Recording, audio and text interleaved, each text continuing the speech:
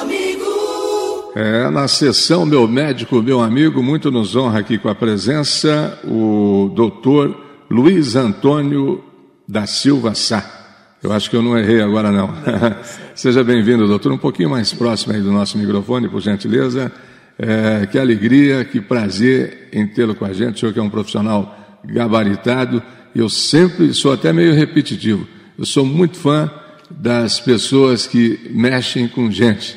E o senhor mexe com vidas, logicamente. Tudo bem, doutor? Tudo bem, um bom dia a você, bom dia aos seus ouvintes. Agradeço aí sua introdução e estou aqui para responder algumas perguntas. Quantos anos de medicina, doutor? Olha, muitos. Quase 50 anos formado. Quase 50 anos. Já sou bem rodado aí já. Tá certo, tá certo. O doutor Luiz Antônio nasceu aonde? Eu sou do norte do Paraná, numa cidade chamada Bela Vista do Paraíso. Bela Vista do Paraíso. Uma cidade pequena, porém é minha cidade. E o nome dos seus pais? Luiz da Silva Sá e Jandira Pilege Sá. Tinha algum médico na família? Não tem. Agora a nova geração que vem vindo, sim. Mas na minha geração tive o privilégio de ser o primeiro. E tem irmãos, doutor Luiz Antônio? Tem uma irmã que mora lá em Bela Vista e tem um irmão que mora em Goiás, em Goiânia, que é professor titular na Universidade Federal de Goiânia. O senhor formou-se em medicina onde? Formei-me na PUC, aqui em 1976, há muito tempo atrás, aqui em Curitiba mesmo. Aqui em Curitiba. E gostaria que o senhor recordasse aí uma lembrança de infância do seu tempo lá de Bela Vista do Paraíso, assim, que você esquece a medicina e fala, caramba, quando eu estava lá, como é que era? Não, eu acho que a maior lembrança que eu tenho realmente foi com meus pais, né? A lembrança de família. Eu acho que isso pega muito forte, né? Vim de um lar muito acolhedor, muito carinhoso, meus pais muito amorosos. E se eu tenho alguma lembrança querida, realmente relacionada a eles. Aos pais? Aos meus pais, com certeza. E na sua adolescência, doutor Luiz Antônio, o senhor curtia muito, era de festa ou era mais... Não, sempre fui tranquilo? Um sujeito mais comportado. Na realidade, a minha vida... Eu tenho 2 livros publicados. Um deles narra exatamente essa saída da minha cidade e vindo para a cidade grande, digamos assim, né, com muitas dificuldades, porque... na época que eu vim, foi uma época muito difícil, que o norte do Paraná vivia da plantação de café, não é? E naqueles anos 70, lá 75, por aí, houve as geadas, né, que acabaram com os cafezais. E nós vivíamos, de certa maneira, da população, não? Meu pai era sapateiro e celeiro, e nós éramos também, eu também ajudava lá. E o baque econômico foi muito grande, não? Porque depois entraram as plantações de soja, trigo, milho e... a economia diminuiu muito em termos de pessoas, não é? Então foi uma juventude um pouco difícil, sofrida, estudo, faculdade particular, mas com a graça de Deus venci, né? E fui muito bem. A sua família é bem brasileira ou tem alguma descendência? Não, na realidade eu tenho cidadania italiana por parte da minha mãe, né? Minha mãe é filho de italiano e através disso eu e minhas filhas também temos a cidadania. Mas um dado, se você quer saber, que é motivo do meu primeiro livro, é que eu formei-me e na outra semana fui embora para o interior de Santa Catarina. Fui morar numa cidadezinha próxima de Concórdia, no oeste de Santa Catarina, e fiquei 17 anos sendo o único médico do lugar. Caramba! Então, o nome do livro é Desafios de um Médico no Interior. Por quê? Porque eu sozinho tinha que, por exemplo, uma cesariana. Eu tinha que anestesiar a paciente, eu tinha que me lavar, voltar em campo, fazer a cirurgia, tirar o nenê. Se o nenê nascesse, vamos dizer assim, ruinzinho, sem respirar direito, saía com o nenê para reanimá-lo, me lavava de novo, entrava em campo para terminar a cirurgia. Muitas vezes. Caramba! Muitas vezes. Então, e atendia de tudo, né? Mas era porque não tinha anestesista? Não tinha ninguém, era eu e Deus. Era, né? Só o senhor? Eu e a minha fé, né? Como que é o nome dessa cidade, doutor? Chama-se Arabutã. Arabutã. Hoje é município, mas naquele tempo era um distrito, não é? Quer dizer, o senhor saiu da faculdade e foi para Arabutá? Fui para lá. 17 anos 17 anos lá. E clinicando, fazendo tudo? Tudo. Fazendo, vamos dizer assim, o básico, né, que eu era permitido, mas fiz muitas cirurgias, muitos partos, muitas cesarianas, né? E E depois eu me decidi, ainda lá, em fazer geriatria. E daí eu fui fazer pós-graduação, depois fui morar na Itália para aprimorar um pouco mais. Fui muito bem recebido na Santa Casa. Tornei-me professor da residência de clínica médica durante muitos anos. E atualmente sou professor na Faculdade Evangélica Mackenzie de Medicina. Aqui de Curitiba? Aqui de Curitiba. Então, para quem veio do interior, hoje ocupar um cargo de professor, para mim, foi uma conquista muito grande. Uma honra, né, doutor? Eu me sinto muito honrado e muito agradecido a Deus, né, por tudo que eu tenho. Sendo convidado para os congressos, inclusive está ali falando que agora em setembro vai ter um congresso muito grande em Santa Catarina, de clínica médica, evento para mais de 5.000 pessoas, e eu já tenho 4 aulas para dar nesse congresso. Então, tenho que agradecer por tudo que tenho mesmo. O que levou o doutor Luiz Antônio à geriatria, doutor? Bom, o que me levou, na realidade, eu morava no interior, e a preocupação minha era sempre de atender a parte humana, porque eu acho que eu sou professor de humanismo também, na medicina, que o médico, se ele não for humano, ele não pode ser um bom médico. E eu lidava muito com pessoas de idade. Então, essa preocupação, e pensando meus pais também vivos naquela época, né, hoje não mais são, e daí eu tive um interesse muito grande em atender as pessoas de idade. Aí me dediquei de corpo e alma a aprender a geriatria, que é um campo muito vasto, porque a geriatria é das especialidades mais difíceis que tem. Porque a geriatria não se resume a um braço, a uma perna, a um cotovelo que está dolorido. É um todo, não é? Porque o paciente idoso, ele já vem para você com muitas deficiências, muitos problemas, quer físicos, quer mentais, quer familiares, quer sociais. A questão de isolamento, a questão de abandono de filhos, a questão das doenças próprias da velhice, digamos assim, não é? Então, é um campo muito grande, difícil, porque você já pega um paciente, muitas vezes, já com as doenças já estabelecidas. Então, torna-se mais difícil um tratamento. Uma das áreas muito grandes que tem dentro da geriatria chama-se prevenção. A prevenção, sim. E essa prevenção ela tem que ser começada o mais rápido possível. Quando eu digo que na minha pós-graduação, que foi essa pós-graduação com professores do Japão, e esses professores nos ensinavam que lá no Japão a geriatria começa aos 6 anos de idade. Interessante. Começa na criança. Porque se a criança for bem educada em bons hábitos físicos, alimentares, sociais, seja lá o que for, essa criança vai tornar-se um adulto e, consequentemente, um velho saudável e uma velhice digna. Uma curiosidade, doutor Luiz Antônio, o que dá uma geral aí sobre a gerontologia? Então, veja bem, geriatria é o médico. Então, quem pode ser geriatra é só um médico. Gerontologia abrange todas aquelas profissões que atendem a pessoa de idade.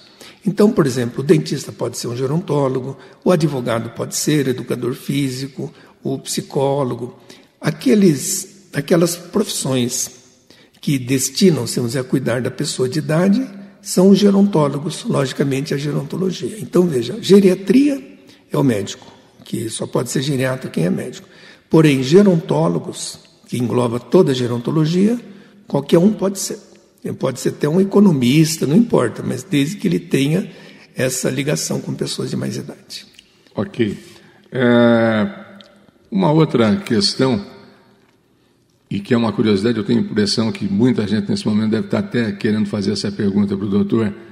O Alzheimer tem cura ou é só tratamento, doutor? Infelizmente não tem cura. Não tem cura? Não tem cura. Eu estou terminando agora de manhã, antes de vir aqui, eu fui convidado para escrever um capítulo num livro sobre demências.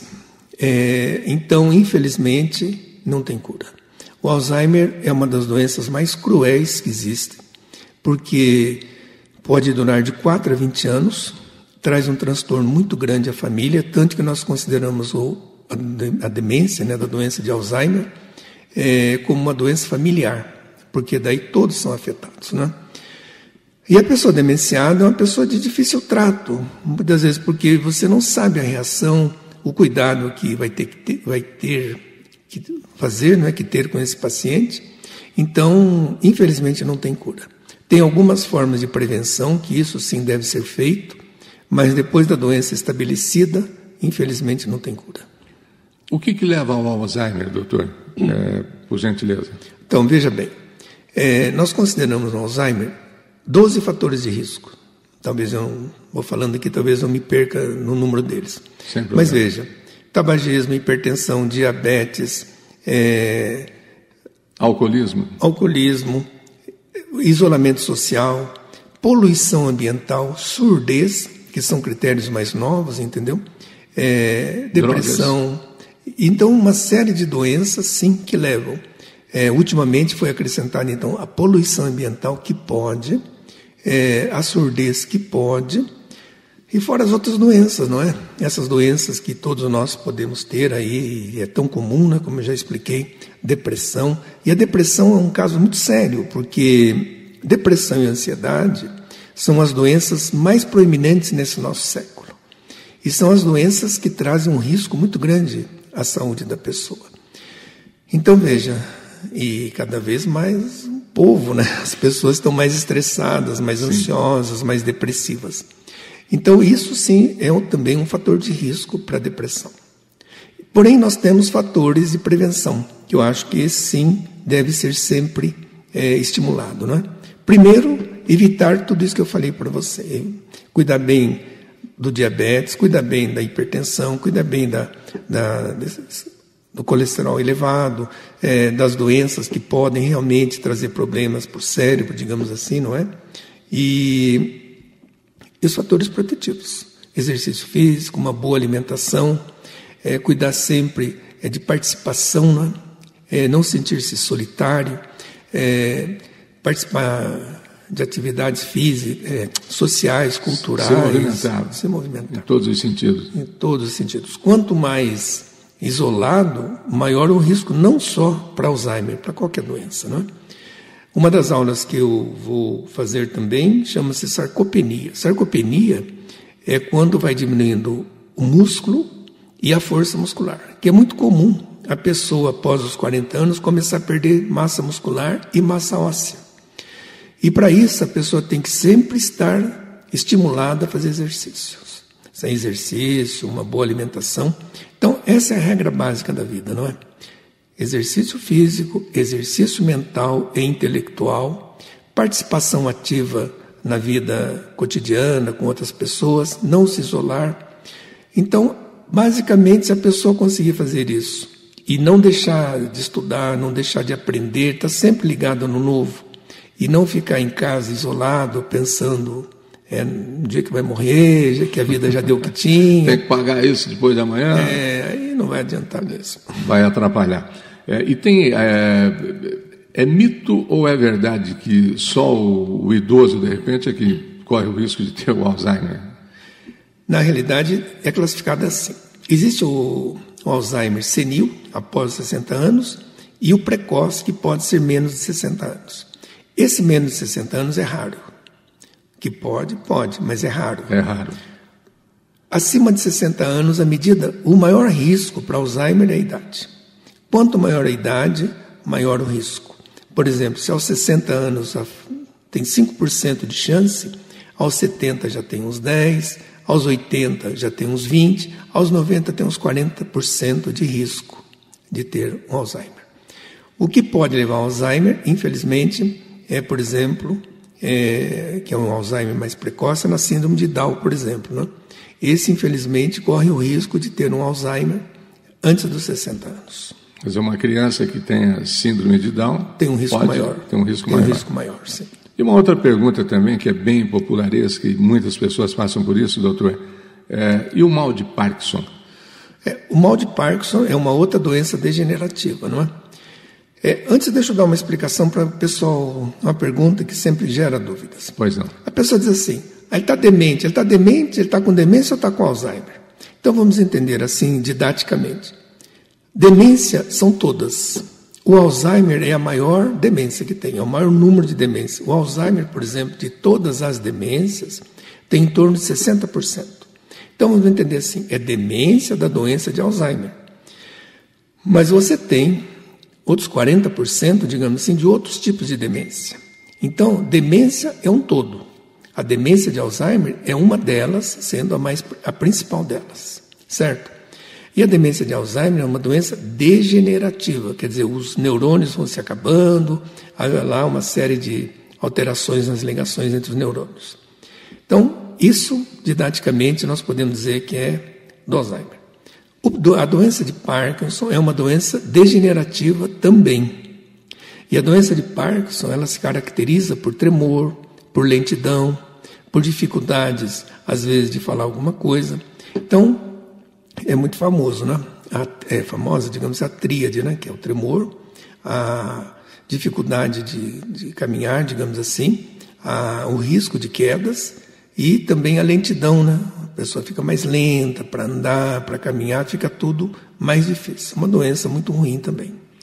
Doutor Luiz Antônio da Silva Sá, médico geriatra e, para quem liga o rádio agora, especialista em clínica médica, já falei da geriatria, gerontologia, participando aqui com a gente e levando esse papo muito legal para a população. Agora, até uma curiosidade também, doutor, o uso de vitaminas e suplementos é importante para, de repente, a pessoa envelhecer melhor ou não? Desde que seja necessário, sim. Porque, veja, o que não pode é tomar aleatoriamente, né? É a automedicação. Então, veja, há idosos, sim, como os jovens também, que têm deficiência de vitaminas. Por exemplo, qual que é mais comum? A deficiência de vitamina D, principalmente em Curitiba, uma cidade que não é tão ensolarada, onde as pessoas ficam muito fechadas em ambientes de trabalho, coisas assim. Então, a deficiência de vitamina D é muito grande.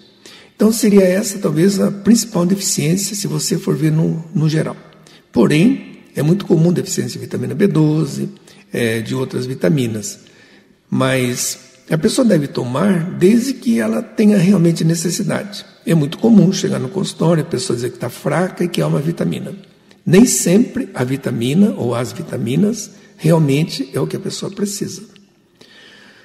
Então, veja assim, se necessário for, vai se usar as vitaminas. Porém, se a pessoa se alimenta bem, se a pessoa tem essa alimentação adequada, com vegetais de todas as formas, frutas, verduras, legumes, proteínas que precisa, seja de carne, de ovos, seja o que for, ela dificilmente vai precisar desse tipo de vitamina complementar. Mas a vitamina D, sim, ela é importante, porque a deficiência dela pode trazer alguns problemas, inclusive pode prejudicar uma osteoporose, por exemplo. A vitamina D? A vitamina D. Em especial? D de dado, sim. Ok. Quais seriam aí os pilares, vamos dizer, se tem enumeração, se é que tem, para a pessoa ter um envelhecimento saudável, doutor? Então, veja, dois fatos importantes. Vamos dizer, dois pilares básicos. Atividade física e intelectual. Seria atividade mental, prevendo um futuro Alzheimer para ser evitado. Se a pessoa ela tem uma atividade física regular, talvez seja um dos principais pilares em toda a vida. Isso vale para qualquer idade. Vale para a criança, para o jovem, para o adulto, para o velho. E o outro é manter-se sempre ativo, né? A memória sempre ativa, sempre participando, como eu já expliquei, de atividades novas, aprender uma nova língua, não se isolar. Tem pessoas que se aposentam do trabalho e, infelizmente, se aposentam da vida. E junto com esses dois pilares, a alimentação, claro, né? Que você tem que ter atividade física, mental e uma alimentação e uma hidratação correta. Porque à medida que a pessoa envelhece, a pessoa tem um outro transtorno, outra preocupação, que é não tomar água. E a hidratação é fundamental. Tem gente que só toma água quando vai tomar remédio, por exemplo, né? Então isso traz um transtorno muito grande. Então, se a pessoa puder ter em sua vida esses pilares, podemos de esses três, vamos dizer assim, não é? Atividade física, atividade mental e a nutrição e hidratação correta, com certeza pode ter uma vida muito boa e um envelhecimento tranquilo. Eu sei que os dois fatores devem contribuir para a infelicidade da saúde do corpo, que seria a fome e a falta de água. Mas o que é pior, ficar sem comer ou ficar sem beber água, doutor? Olha, eu não sei se tem pior aí. Porque a desnutrição é Quem muito séria, sobreviveria mais? Você ficar sem comer ou sem beber água? Olha, eu acho que ambos são péssimos, mas digamos assim, a desnutrição é terrível, né? Porque a desnutrição, ela vai tendo a ausência das vitaminas, sais minerais, das proteínas, gordura, tudo que nós precisamos da nossa nutrição, e o organismo vai definhando, não é? E até um ponto em que muitas vezes você vê essas fotos aí da África, né? Que você vê aquelas pessoas horrorosas, né? Infelizmente, por essa desnutrição acentuada. Pois não. Agora, o que seria, vamos dizer assim, doutor, todas as pessoas, de repente, passam pelo mesmo processo de envelhecimento ou não? Então, veja bem, todos nós vamos envelhecer. Se nós quisermos ter mais tempo de vida, nós termos que envelhecer.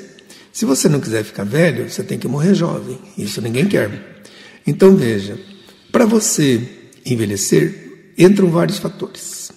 Primeiro, o fator meio ambiente. Como é que você foi criado, como você vive, como você se alimenta, como você participa da vida, o que você está fazendo para o seu bem-estar. Segundo, como você faz exercício, você se alimenta, esse é teu. Se você está se cuidando da forma geral. E o terceiro, você veja, antes era considerado o mais importante, hoje já não é tão importante assim, que é a genética. Você entendeu? Antes a genética era predominante, hoje já está provando que existe a epigenética. A epigenética justamente é o meio ambiente e o cuidado que você tem consigo próprio. Então, cada um vai envelhecer à sua maneira. Se a pessoa não se cuida, eu sempre digo, a fatura vai ser cobrada. Eu bebo, eu fumo, eu não sinto nada. Claro, você não sente nada porque você tem 30, 40 anos. Mas lá na frente você vai sentir. Não faço exercício, eu estou bem assim. Tá bom, é uma opção sua, é um livre-arbítrio que você tem pela sua vida. Mas que um dia isso vai ser cobrado, com certeza vai. Então, tudo depende do seu envelhecimento de como você viveu. Então, todo mundo envelhece como viveu. Viveu bem, fez o dever de casa, como se diz, você vai envelhecer bem. Não fez, infelizmente, você vai pagar por isso. Ok. O Dirceu Cordeiro dos Santos é nosso companheiro aqui de trabalho da Paraná Educativa. Eu acho que você tem uma pergunta para fazer para o doutor. Fica à vontade aí, Dirceu. Bom dia. Bom dia, William. Bom dia, doutor Antônio. Bom dia, Dirceu. Prazer estar com o senhor aqui. Muito obrigado. O senhor falou a respeito de duas situações bem importantes, né, sobre a qualidade de vida, né? Agora, o que faz com que as pessoas realmente... Quais são os fatores, né, que levam o envelhecimento drástico, né? Às vezes, o senhor já até citou, né? A pessoa às vezes não se cuida, né? Se ela quiser ter uma velhice boa, ela tem que se cuidar desde o início, né? Mas Sim. O senhor falou algo bem importante no início da sua entrevista com o William, falando a respeito que a geriatria tem que começar desde pequeno. E lá no Japão, inclusive, tem esse tipo de educação. Né? Exatamente, aos 6 anos. Lá. Aos 6 anos, né? Então, como incutir isso nas pessoas, nos pais, né? Para que eles possam realmente fazer com que os seus filhos venham a ter uma velhice saudável? Então, veja bem. Aí é uma questão muito de criação, é uma questão muito de educação em todos os setores, não é? Eu tenho ainda um projeto que eu trouxe aos prefeitos que já passaram aqui, vários, né? Que o projeto justamente destina-se ao ensino na escola de primeiro grau, para as crianças, pelo menos, se não tem informação em casa, que tenha na escola dessas boas orientações. Eu realmente não conheço como é que é o ensino, não posso discutir.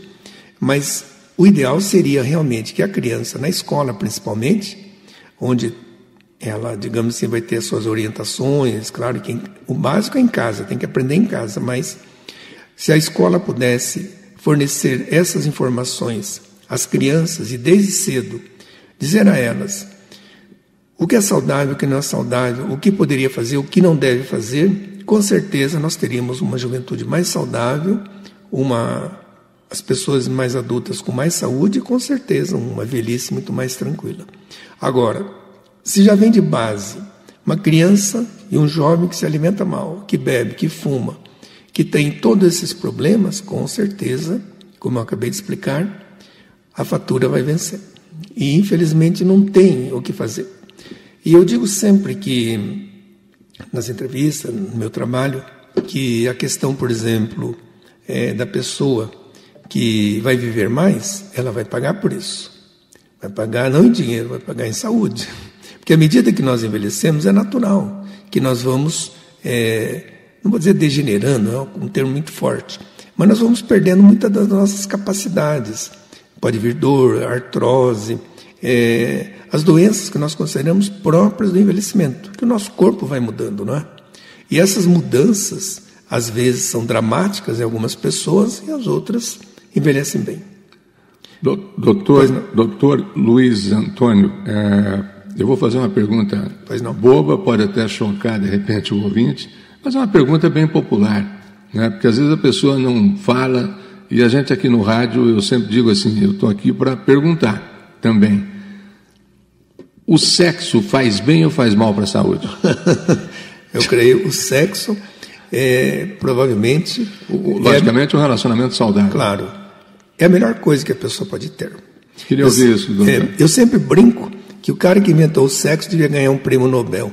Porque, claro que isso tem milhares de anos.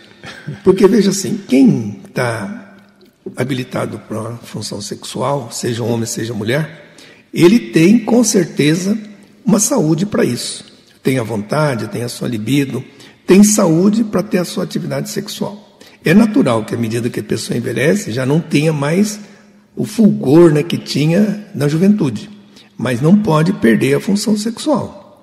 Tem a sua esposa, seu marido, companheiro, companheira, cada um tem o seu.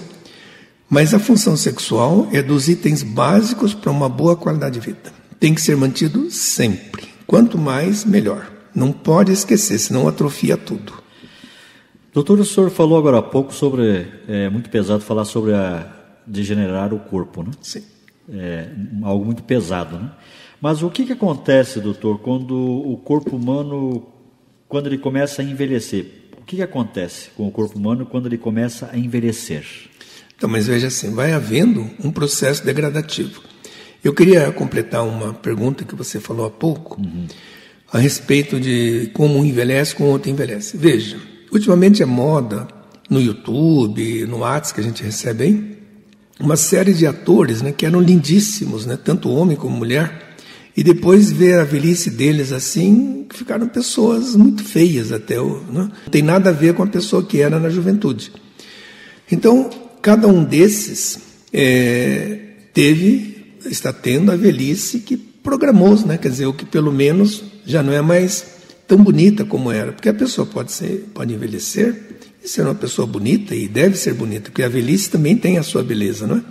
Então, o que eu quero explicar é isso daí. Quer dizer, cada um envelhece como viveu. Você não vê, por exemplo, atrizes, atores, né? Que você vê hoje e fala, meu Deus, era uma formosura de mulher, era um homem belíssimo, hoje está caidaço aí. Então, isso complementando aquela pergunta. Quanto a essa degenerescência, que nós podemos chamar assim, o processo evolutivo do envelhecimento vai sim levando uma série de alterações, como atrofia muscular, perda de massa óssea, vem uma série de doenças vasculares, né? As artérias podem criando, vamos dizer, entupindo, entre aspas, no termo leigo, não é esse o termo médico, não é? Então, esse processo é um processo gradual, natural, que acontece com todos nós. Por outro lado, temos que ter muito cuidado, porque há muitas promessas de anti-aging, que é anti-envelhecimento. Então, tem pessoas que vêm com fórmulas milagrosas que infelizmente não funcionam. Isso, infelizmente, tem gente que gasta muito dinheiro com isso. Quer dizer, não, eu estou tomando aqui, fazendo uma aplicação, estou fazendo... harmonização. Essas coisas nada aí que... A velhice é velhice, quer dizer... Porque a coisa é assim. Se você veio nesse mundo programado para viver 80 anos, você tem que fazer de tudo para não morrer antes. Então, você está programado para viver 80 anos. Você não vai viver 90. E se você viver, como você vai viver? Porque a questão também é você envelhecer com saúde.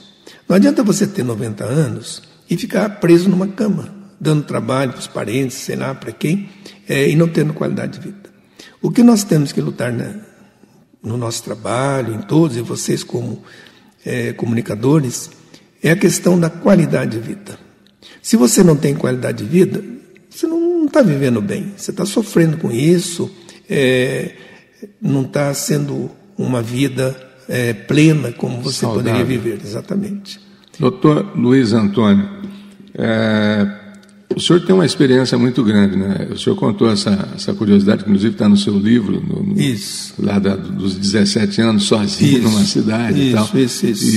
Uma experiência grande de vida e de médico. Quando também. A pessoa faz medicina, ela automaticamente ela já sai como clínico geral, né? Isso. Já sai, então já faz parte, né? Isso. Já faz parte.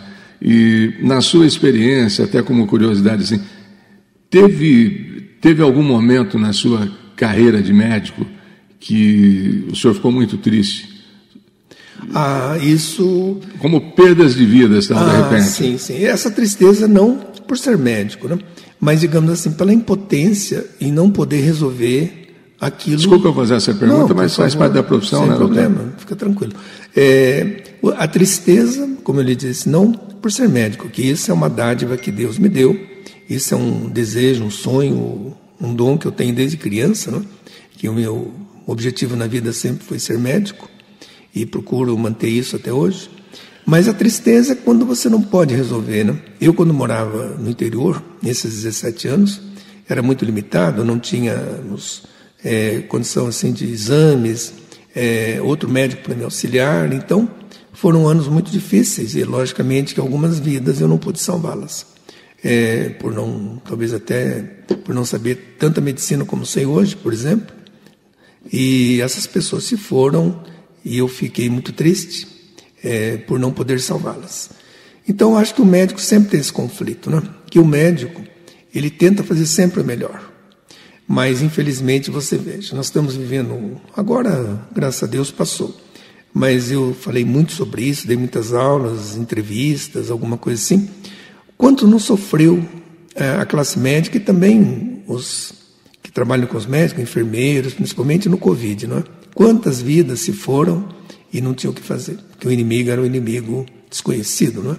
E isso trouxe para os médicos, de uma forma geral, um estresse muito grande, uma dificuldade muito grande, maior ainda, de lidar com todas essas mortes sem ter o que fazer, sem poder fazer nada. Um sofrimento, né, doutor? Sofrimento para todos. E a classe médica, com certeza, que lidava em primeiro plano com essas pessoas que vinham acometidas do Covid, o sofrimento foi muito grande, né? Bom, você ainda está um pouco fora da geriatria, mas eu acho que, com toda a sua bagagem, já cuidou de vários tipos de doenças, digamos assim, né? Agora, doutor, uma curiosidade minha, o fato dessas vacinas terem sido desenvolvidas, essas vacinas contra a Covid, sim, em tão pouco tempo, pois tem riscos, doutor? Como é que o senhor vê isso? Pergunta difícil de responder, porque, na realidade, tudo foi feito a toque de caixa, né? Assim, foi tudo muito rápido. Muito rápido. Vamos dizer, o governo, a Organização Mundial de Saúde, tinha que dar uma resposta ao povo, né? E então, foi saindo vacina aqui, vacinas lá, algumas com muitos efeitos colaterais, né? Pessoas que eu vi que tomaram a vacina e talvez ficaram pior do que se tivesse pego a doença. Então, veja, é um assunto muito controverso isso, porque se não faz a vacina, corre-se o risco de pegar a doença e ser pior. Se você toma a vacina, você não sabe os efeitos colaterais que vai enfrentar. E tem mais um detalhe, né? Talvez ainda essa vacina possa trazer algum problema no decorrer dos próximos anos, a gente não sabe. Porque normalmente uma medicação, quando um laboratório vai, de repente, desenvolver um medicamento para hipertensão arterial, um exemplo. Isso leva anos até sair no mercado, a ser vendido, né? As vacinas ficaram prontas em meses, né? Não houve assim um trabalho tão intenso, um estudo longo, assim, para dizer, não tem efeito colateral, teste de anos, né? Foi em meses, né? Então uma sai aqui, a outra já quer fazer lá, e os governos, e como eu disse, a Organização Mundial de Saúde tinha que dar uma satisfação à população. E a única satisfação que poderia ser dada era pela vacinação. porque remédio não tem. Aí veio essa controvérsia, que houve divisão da classe médica, uma achando que tinha que usar um determinado coquetel, o outro achando que não tinha, e o povo que infelizmente padeceu por isso, né? É interessante, né, doutor? Até como curiosidade, e eu não falo isso para me gabar, porque eu poderia ter sofrido com isso e não sofri, graças a Deus. Por exemplo, eu não peguei Covid.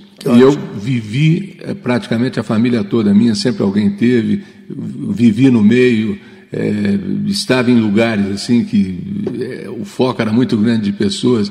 Quer dizer, o que é isso? É a imunidade? Imunidade veja você, o teu caso, por exemplo, é um caso que acontece em algumas famílias, algumas pessoas, onde todos são contaminados e um não é.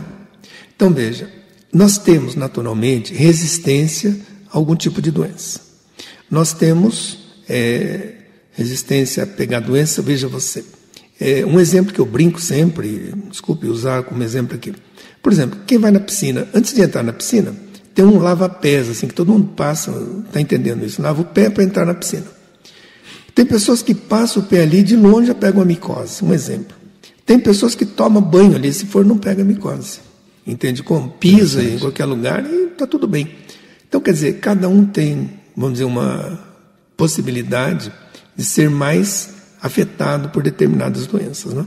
Então, no Covid foi isso, quer dizer, pessoas que tiveram Covid jovens, infelizmente faleceram. Eu tive uma paciente na época que tinha 100 anos. 100 anos. Ela começou a apresentar uma anormalidade e, como fazia parte da rotina dos exames naquela época, né, foi pedido e deu positivo. E ela passou normal, sem sintomas, nada. E outros aí de 20, 30 anos morreram, né? Então, quer dizer, é de cada um, é muito difícil de você mensurar isso, né? Doutor Luiz Antônio, antes de mais nada, parabéns. É gostoso bater um papo com um profissional da sua grandeza, do seu conhecimento. Isso é muito legal, né? Aproveite. Agora, por que é importante consultar um geriatra, doutor? Porque na realidade essa pergunta é uma pergunta que vale R$1 milhão. Porque, R$1 bilhão. Porque na realidade você vê, eu recebo direto isso, mas o que o geriatra faz? Porque na realidade nós somos, antes de mais nada, um clínico que conhece o corpo todo. Então eu sempre respondo assim, não tem o pediatra? Tem o geriatra, são os opostos, né? O geriatra, ele tem uma capacidade maior de entender o idoso, principalmente a alma do idoso, principalmente as aflições, né? Como eu disse há pouco aqui, a consulta do geriatra não se limita àquele ombro que está doendo, aquele braço que está doendo, sem desmerecer nenhuma especialidade, por favor, não vim aqui para isso, mas você vai com uma dor, o médico examina, e 5 minutos você já está fora, digamos assim, não quer nem saber se tem outra coisa. A geriatria não é muito complexa, por isso que eu disse que é uma especialidade difícil, porque além das dores, que não são poucas, também há o problema ocular, é o problema auditivo, é o problema familiar, é o problema do marido, da mulher, do filho, a solidão. Então, quer dizer, o universo que abarca o idoso é muito grande. Então, é uma consulta muito mais difícil, muito mais demorada. Então, nesse ínterim que a gente está consultando, você já vai analisando, vai vendo o paciente, vai vendo o que pode ser feito em prol dele. Então, e uma idade para começar, voltando à pergunta inicial, o Japão é a exceção, não é? Eles têm já isso consagrado lá, é cultural, é deles lá. Mas aqui no Brasil essa pergunta me é feita sempre. Quando ir ao geriatra? Eu respondo o mais cedo possível. Porque depois que as coisas aconteceram, dificilmente você vai revertê-las. Porque as doenças, depois dos 50 anos, as doenças são crônicas. E aí vem um grave problema maior. As doenças são silenciosas. Por exemplo, a pessoa tem um diabetes, não está sentindo nada, come de tudo, faz de tudo. Tem hipertensão, às vezes não tem sintoma nenhum.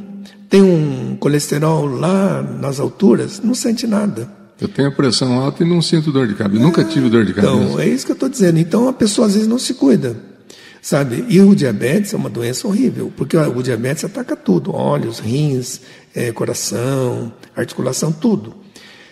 Mas a pessoa não tem sintomas. E por não ter sintomas, come de tudo, não se preocupa, não é tudo. Então, quer dizer, esse é o fator mais difícil. É de você falar para a pessoa, olha, você tem que melhorar a sua alimentação, fazer exercício, mas não estou sentindo nada. Mas como não está sentindo nada agora? Mas lá na frente você vai ver como isso é complicado. Então, essas doenças silenciosas tornam-se difíceis. Porque quando é na criança, quando é no jovem, é fácil de tratar. Porque a criança vem com aqueles sintomas característicos, febre alta, tosse, aquela coisa. Você tem uma recuperação mais rápida. Do jovem também. Do velho, às vezes, demora. E bastante. Dr. Luiz Antônio da Silva Sá. Eu gostaria de agradecê-lo pela presença e gostaria de convidá-lo mais vezes ainda. Eu sei que o senhor deve ter uma agenda também bastante concorrida, mas trazê-lo aqui, viu, Dirceu? Mais vezes no programa, que tem muita coisa para conversar. Obrigado pelo convite, espero... Porque eu tenho uma missão, sabe? Eu recebi tanto, nunca fui um sujeito rico, e nem esse é o problema. Mas se eu puder contribuir na informação e na orientação para que as pessoas possam ficar melhor dentro de uma lógica racional, de uma lógica científica, sabe, dentro daquilo que realmente é plausível para as pessoas, eu faço isso com o maior prazer. Sempre que eu puder levar alguma coisa que as pessoas possam utilizar, aprender e viver melhor, acho que a minha função nessa vida é essa daí. Eu sempre digo que o médico tem uma palavra muito forte, né? Mexe muito com o paciente. Muito, quando o médico te recebe, eu tive uma passagem com um profissional de medicina que não foi legal, isso. Que ele era até um oftalmo, né? Eu até falo, e ele me recebeu, depois que a gente fez os exames, ele desbravejou. Você quer ficar cego? E gritava comigo. Eu falei, em primeiro lugar, só baixa a bola porque eu sou mais velho que você. E a força que vocês têm, claro, quando você... Claro, imagina o senhor que mexe, por exemplo, com pessoas mais idosas, né? Que já chega lá para o seu certeza. Fulano, para a dona fulana, a senhora vai ficar boa, vamos fazer aqui tudo que tem que fazer, mas vai ficar boa. Já é uma força que a gente recebe, viu, doutor? É uma aula que eu dou na faculdade, isso eu aprendi há muito tempo, chama-se iatrogenia. Iatrogenia é um mal que o médico pode fazer ao paciente. E esse mal, ele é dividido em algumas situações. A palavra e a postura. Você entendeu? A palavra que você direciona ao seu paciente, a entonação, como você fala, pode levar de um lado, pode levar do outro. Como a tua postura, como você vai recebê-lo, como você vai falar. Então, isso faz parte do humanismo na medicina. O médico, se existe, é para ele dar um conforto e uma ajuda à pessoa que vem ali. Ninguém vai no médico de graça. Você não vai no médico porque achou legal, porque você está passando por ali, vou dar uma chegadinha, você vai, porque você precisa. Sim. E você precisa, muitas vezes, de uma palavra, de um conforto, não é? Tá certo. Muito bem. Doutor Luiz Antônio, gosta de música, doutor? Gosto muito. O que o senhor quer ouvir para a gente finalizar esse papo aqui? Eu já pedi, né? Here, There and Everywhere, com Beatles. Achou aí Beatles, Ademar? Então, e qual é a mensagem final, doutor, dos ouvintes do programa William Barbosa? Isso, William. Agradeço o convite de estar aqui, do Dirceu. Me coloco à disposição para algumas perguntas. E a mensagem que fica é essa: cuidem-se. A vida é curta, nós temos a impressão que vive muito, mas o tempo passa muito rápido e nós temos que cuidar. Volto a repetir os 3 pilares, né? Exercício físico, mental, para evitar problemas lá na frente, e alimentação correta. Acho que isso daí são 3 pilares fundamentais para o nosso envelhecimento e para a nossa vida em geral. O endereço do senhor nas redes sociais? Meu endereço do consultório é na rua Acir Guimarães, Acir com Y, 436. O telefone pela manhã, que eu só atendo de manhã, 3026-5676. 3026-76. 5676. 5676. Isso. Okay. E tem também um celular, mas esse é o telefone mais usado. E tem um e-mail, que é o Memória Fitness, né? Porque eu trabalho muito com memória, né? Hoje em dia eu me especializei mais em deficiências de memória. Continuo fazendo de tudo, mas faço uma série de testes de memória quando a pessoa começa a ficar esquecida, para dizer se está com Alzheimer ou não está com Alzheimer. Então, a minha atuação maior hoje é em memória, nas deficiências de memória. Então tem www.memoriafitness.com.br ou só .com? Não, @gmail.com, né? @gmail.com. Isso, memoriafitness@gmail.com.